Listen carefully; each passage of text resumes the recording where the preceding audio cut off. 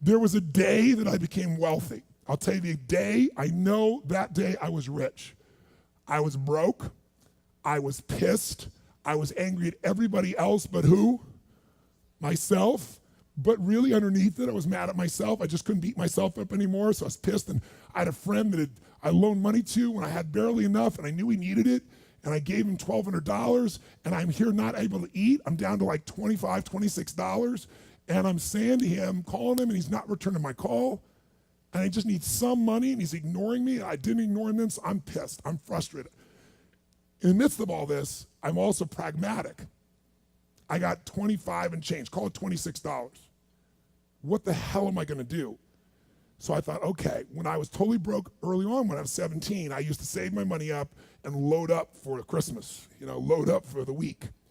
So I said, I was in Venice, I'm gonna go over to Marina del Rey, and I'm gonna go, they have an all-you-can-eat smorgasbord, I'm gonna load up for the winter. I'm gonna get there. So I didn't drive there, because I wasn't gonna spend the gas to get there, plus I needed to walk, so I walked there. And I go in, I'm not dressed really great, but it's Marina del Rey, it's okay. And I got a place right by the window, and I can see these yachts going by, and I'm dreaming of what life could be like. And I'm starting to let go of my anger, and I'm starting to focus on what I want instead of what I don't want. How many followers say I? And that shifted me just a bit. And now I'm eating, which shifted me a lot. And I got this giant plate stacked up, and I don't know what the amount was. It was like, whatever it was, $6.95, $7.95, right? So I'm gonna do this, I could probably do this 3 or 4 times, right? Somewhere in that range. As I'm finishing my meal, this little boy comes in, dressed in a little suit. And I honestly don't know how old he'd be, probably in the 3rd grade, so maybe 8 years old, 9 years old, something like that. And he was so adorable, and he opened the door for his mother, and his mother was an attractive lady, and he came over and he pulled out the seat for her, and she sat down.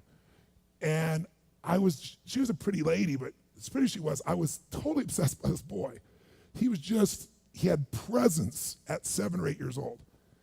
And it moved me. I don't know why, it moved me. And I thought, this kid is like pure. I want him to always be this way. He's such a good kid, he's a giver. So I got up and I paid for the meal, and whatever it was, $6, $7. So now I've got whatever left, $17, $18, $19. And I walk up to this little boy, and I said, excuse me. And I said, I just want to acknowledge you for being such an extraordinary gentleman. I said, I saw the way you treated your lady, how you opened the door, how you pulled the chair out. I said, that's class. I said, my name's Tony, what's yours? I don't honestly remember his name, Charlie or something. And he looked up at me and I said, Charlie? I said, that's amazing, taking your date out for a lunch like this. He goes, well, actually, she's my mom. And I said, that's even more cool. And he said, oh, but I'm not taking her lunch because I think he said he was 8. I said, oh, yes, you are. I had no plan for this. I just reached in my pocket. I took all the money I had left, $17, $18, $19, and I put it on the table. I said, you're taking her to lunch. He looked up at me and he goes, I can't take that. I said, sure you can. He said, why? Because I'm bigger than you are. And he smiled real big, and I didn't even look at his mom. I just turned and walked away. And I didn't walk out of that door.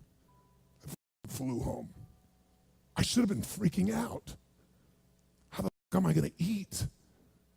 But I didn't. I flew because something inside of me had finally got past scarcity. Had finally realized there's something inside of us more than our limits, especially around this thing called money that I had let terrorize me. And I got home. I had no idea I was gonna have my next meal. And a letter comes, and it's from the guy I loaned the money to. A handwritten note saying, I've been avoiding you. It's wrong. I'm so sorry. You were there when I needed you. Here's what I owe you plus a little bit more. And the $1,200 was there plus another $100 for the time that I had to take care of it. And for me, $1,300, that was enough to run my show for a month or two. And I cried. And then I decided, what does this mean? And I thought, this means that whenever you give, it's always gonna come back, so you don't have to ever think about that again. Just give. And the rewards will be greater than you can ever imagine.